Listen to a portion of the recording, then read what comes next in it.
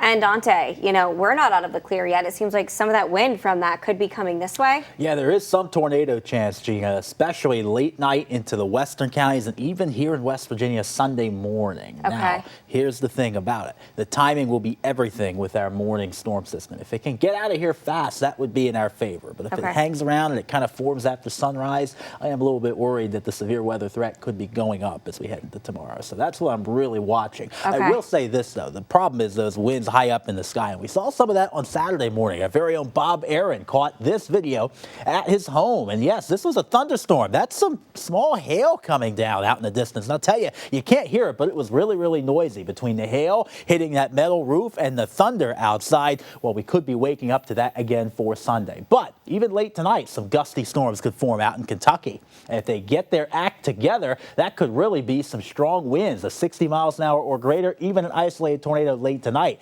Now, another line of storms will try to form and pass through our area here in Charleston Sunday morning. Then some pop-up cells into the afternoon will still be worth watching.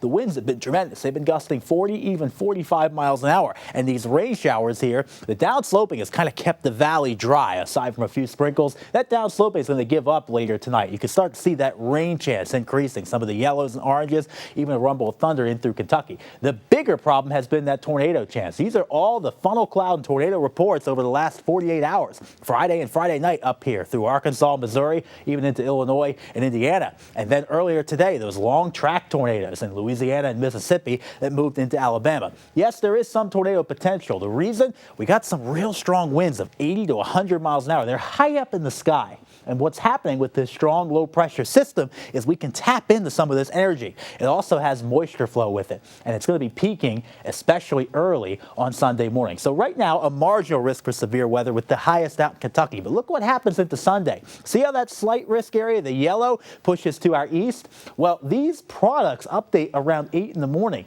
And unfortunately, that's a key time here for energy to kind of re-strengthen. So I would almost say our risks are higher than a number 1. Especially if this storm front waits a little bit longer. So here we go into the rest of tonight. Couple spotty showers move in. Better rain chances with the jet peaking 3 a.m. onward. That would also be the chance for gusty winds here in Charleston. Notice out by Lexington, Kentucky and Interstate 64. We got some storms to watch. They're going to be going up, and they could bring some wind energy for northeastern Kentucky and southeastern Ohio here. Not out of the question for some severe thunderstorm and maybe even a tornado warning or two as the system pushes its way eastward. Now, sunrise around dawn.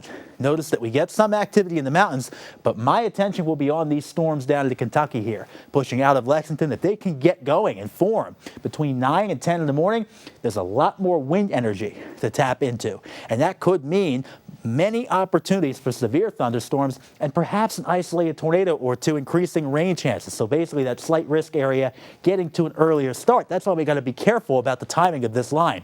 By 11 and towards noon, it pushes into the eastern mountains here. And that's where it really will get strong. So I think that area will see some severe weather into the afternoon. Now, a quick break between 1 and 3 o'clock. Then some individual storms start to fire. They could contain small hail and gusty winds with them. The cold front still has to pass through. We're near 70. It's very breezy for much of the day tomorrow. Once that front passes in, look at the drop in temperature. Down into the 50s and 40s by Sunday night. Passes its way through the mountains, and the storm chances are over. But we could be seeing a changeover to maybe even some mountain snow showers as we head into early St. Patrick's Day. So quite a strong front down to the 50s by the afternoon on Monday. And yes, that snow shower potential is there, but we get a nice little warm up by midweek, which we will enjoy. So mountain accumulations, only a flake or two in the valleys, maybe a few sprinkles. By the afternoon, the rest of your St. Patrick's Day is sunny, just on the cool side. So have a jacket if you'll be out and about. Tuesday, getting warmer back into the 70s. Notice the winds are picking up to our west. That's what it means when these lines get a little close together here through the middle of the country. Then our next storm system approaches late Wednesday into Thursday. Dry day Wednesday near 80. Probably going to have a higher fire danger. Then we'll see that system approach in with rain, wind, maybe a thunderstorm or two, and some mountain snow showers as we get into Thursday. So that's a weather alert day again. Chilly for Friday, and then back into the 60s with a few showers to start next weekend.